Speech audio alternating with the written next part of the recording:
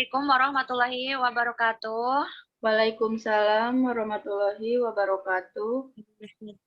Perkenalkan, kami dari kelompok 8 yang beranggotakan Restu Trisno Aji, yang kedua Rosi Anggriani, yang ketiga Siti Fatimah, yang keempat Sarah Noviani. Di sini saya akan mempresentasikan materi yang berjudul lupus eritomatosus. Langsung saja. Yang pertama, definisi lupus eritomatosus. Lupus eritomatosus adalah penyakit autoimun multisistem kronik dengan spektrum manifestasi yang luas dan mempengaruhi setiap organ atau sistem di dalam tubuh. Penyakit ini merupakan salah satu penyakit rematik autoimun yang memerlukan perhatian khusus baik dengan mengenai lampiran klinis penyakitnya hingga pengelolaannya. Pada penyakit ini, organ dan sel mengalami kerusakan yang pada awalnya dimediasi oleh antibodi yang berkaitan dengan jaringan dan kompleks imun. Next.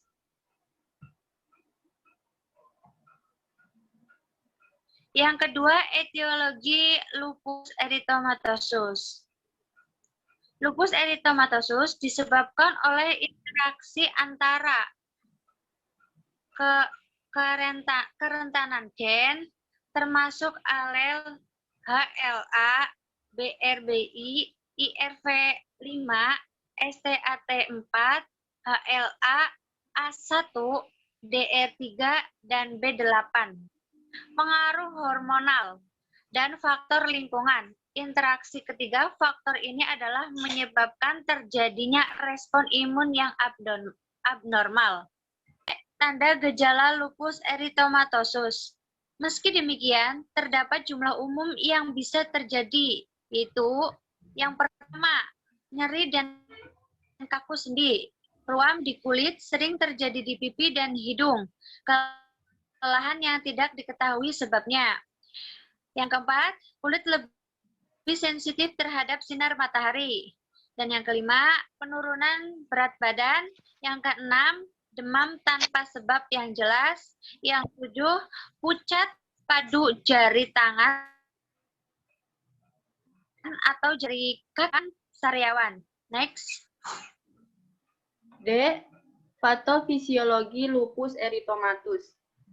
Patogenesis lupus eritomatosus terdiri dari 3 fase, yaitu fase inisiasi, fase propagasi, dan fase puncak atau klaras. Inisiasi lupus dimulai dari kejadian yang menginisiasi kematian sel secara apoptosis dalam konteks proimun.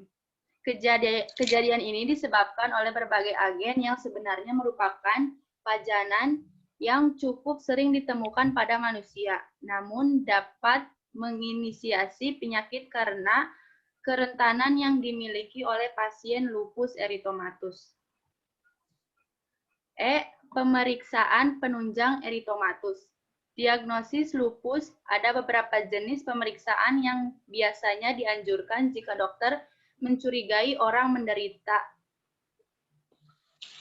lupus. 1. Penghitungan sel darah lengkap. 2. Analisis urin. 3. Pemeriksaan ANA. 4. Pemeriksaan imunologi. 5. Tes komplement C3 dan C4. Next. Yang ketujuh, penata laksanaan lupus eritematosus. Penata laksanaan lupus eritematosus sistemik atau sistemik lupus eritematosus atau SLE menggunakan medikamentosa antara lain obat antiinflamasi non-steroid, OAINS, ibuprofen 30-40 mg atau KGBB atau hari dibagi dalam 3-4 dosis, maksimal 2,4 gram per hari pada anak atau 3,2 gram atau hari pada dewasa. Natrium diklofenak 100 mg per oral 1 kali per hari. Kortikosteroid prednison 0,5 mg per kilogram per hari. Metilprednisolan 2-60 mg dalam 1-4 dosis terpisah. Peringkatan dosis harus melihat respon terapi dan penurunan dosis harus tapering off. Disease modifying antirheumatic drug non-biologis azathioprine 1-3 mg per kg per hari per oral dihentikan bila tidak ada respon dalam 6 bulan. Di kelompok kami kurang lebihnya mohon maaf. Wassalamualaikum warahmatullahi wabarakatuh. Waalaikumsalam warahmatullahi wabarakatuh. Waalaikumsalam warahmatullahi wabarakatuh.